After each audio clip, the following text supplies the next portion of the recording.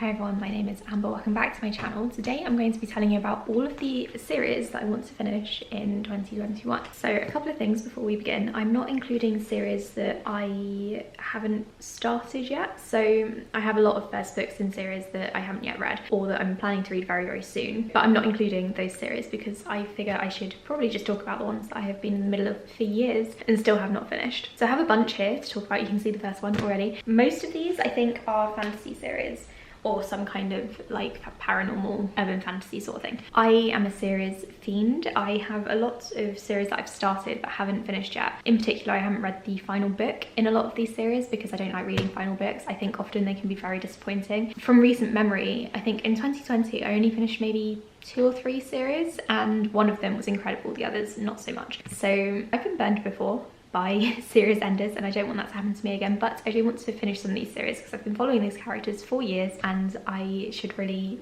see how their journeys end. So the first ones I might as well show you because you can see it here. This is the Ember in the Ashes series. So it starts off with an Ember in the Ashes, which I have already read. I read this when it first came out. I think it was a debut in maybe 2014 and I loved it. But I think the second book, which I think is A Torch Against the Night, this one took ages to come out, I think, or maybe it was Reaper at the Gates that took ages. One of these took ages to come out and I was going to wait for the final book to come out before I read them, and then these new covers came out, so I am very glad that I did wait. I don't actually own the 4th book yet, but I need to read these 2 first anyway. But I'm going to reread An Ember in the Ashes before I read these 2 and then purchase the 4th book, just because I read this years ago. I can't remember what happened. I do have a recap up on Read Captains that I think I wrote. Maybe someone else contributed it, I can't remember. I can't remember anything that happens. I remember it was vaguely Roman inspired fantasy. The main character Leia was on the run or going on the run, and then there's another guy who is called Elias, and he's a soldier and he has to kind of like rebel against the Empire military, whatever it is.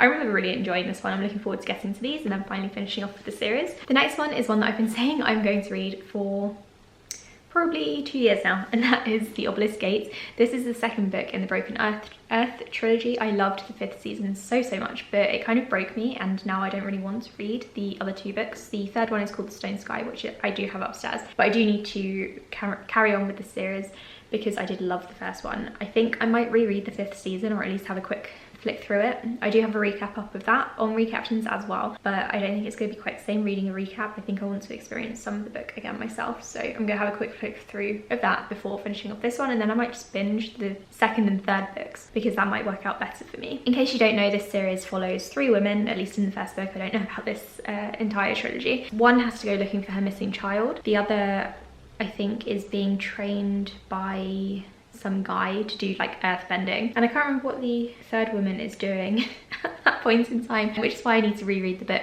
But basically it's set in a world where some people can control the earth, which is why I said it's like earthbending. They can like start earthquakes and stuff, and I remember the world building being very intriguing and very creative as well, and also quite relevant to, or the power structure rather was quite relevant to real life, like our world. So yeah, I really enjoyed this series so far. I've only read the first book, but hopefully I will enjoy it just as much as I carry on. The next one is a very long series. There are 13 books in this one, and that is the Women of the Otherworld series by Kelly Armstrong. This is book 4, which is the one that I am currently on. So this will be a reread for me. I've read up to book 5 or 6, I think, but like I said, there are 13. This is quite a mammoth task, but I am reading this with a bunch of friends. The series starts off following a woman called Elena, who is the only female werewolf. It's very rare to be a female werewolf because of how intense the kind of change is and stuff. Nowadays I do think that maybe there could be more female werewolves if Kelly Armstrong were to portray it that way, but anyway. So it starts off following Elena in the first 2 books, and then it goes on to Paige, who is a witch, in the 3rd and 4th books, 4th being this one,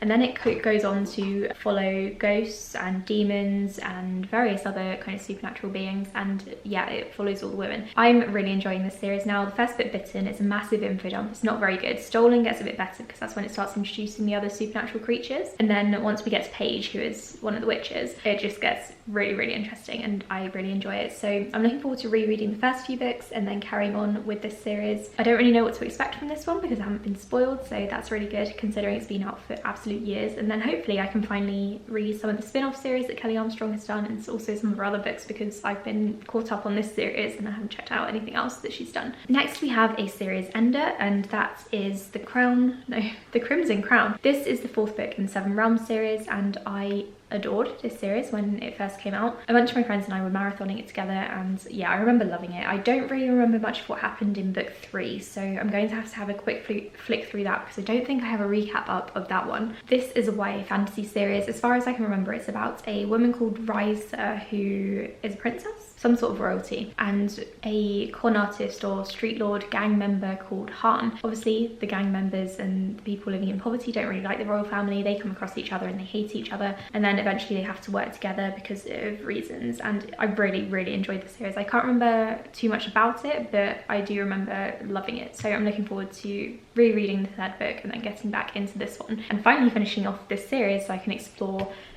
the author's other works, because I think I will really enjoy those two. Next we have a really popular one. The next two are actually really popular, but this is one that I particularly wanted to mention. That is Oathbringer. Obviously I'm not going to finish off the Stormlight Archives this year because all of the books haven't released yet, but I do want to catch up. So I'm currently halfway through Words of Radiance, and then I need to get to Oathbringer, and then obviously Rhythm of War. I'm really enjoying this series so far. I'm a bit nervous about this one though, because I've heard that this is most people's least favourite in the series, I think. At least that's the vibe that I get. I didn't really hear much about Rhythm of War and people's like general feelings towards it either when it came out in November last year. So yeah, I'm intrigued. I know that I'm going to really enjoy it. I loved The Way of Kings and the first half of Words of Radiance. I just need to finish it off. This will be the next one that I read. And then finally, like I said, this one is a super popular one, and that is Kingdom of Ash. So this series is one that I started when it first came out. I got an advanced reader's copy of Throne of Glass, which I really wish I had kept, and I didn't really like it. But as the series went on, once we got to Heir of Fire, I absolutely fell in love with the series. Queen of Shadows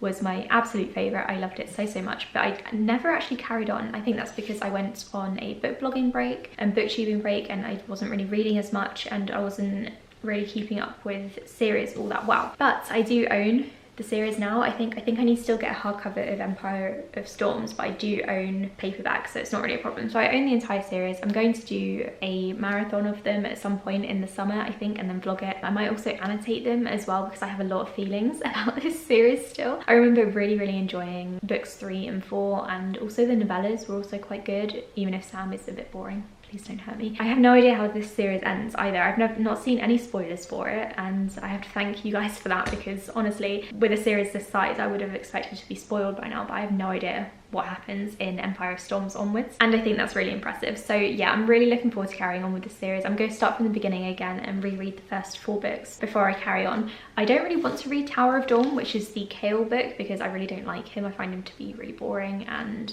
annoying, but I should probably do that because I imagine it's going to become relevant in Kingdom of Ash, probably. Like I said, I'm really excited for this one because I really want to see how it ends and finally finish off this series. I don't think I'm going to check out Sarah J Maas's ACOTAR book because I read the first one and I hated it. I gave it 1 star, but I might check out Crescent City because that does sound like it's going to be more my kind of thing. And yeah, I'm just really keen to finish off this series finally, because it's been years and it's going to bring back so many good memories as well. One of my best friends was on the street team for this series as well, back in the day when we were all book blogging together. So yeah, I'm really looking forward to this one. I can't wait to see how the series ends. So those are some of the series that I have already started that I would like to finish in 2021. I think I'm going to set myself like a mild goal to do this by the end of the year, so then that way I can check back in with this video at the end of the year or beginning of next year and see how I did. In theory, it shouldn't be too difficult for me, but I do have, like I said, a fear of finishing off series, so I don't know, maybe I will struggle, but it's definitely something that I want to do. Like I said, I'm not including the series that I haven't already started yet, so I'm not including any new series, and I know that there are some that I will really want to finish. For example, there's A Memory Called Empire in the sequel. I'm